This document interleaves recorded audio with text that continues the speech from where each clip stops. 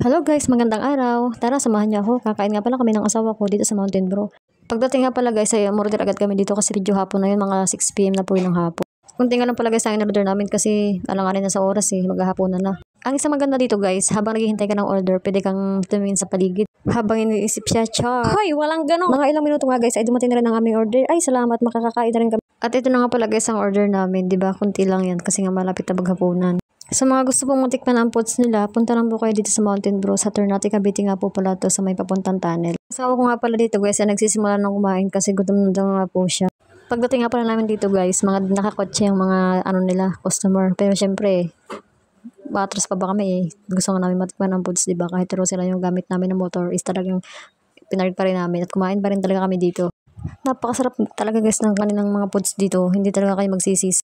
Asahan nyo guys na mabigat talaga sa tiyan to kasi junk foods itong foods na to Baka hindi na nga kami makakain ito ng hapunan kasi nga sobrang busog na busog talaga kami. O diba, nakapag-merienda ka na, nakapaghapunan ka pa. Okay guys, bye bye! Thank you for watching!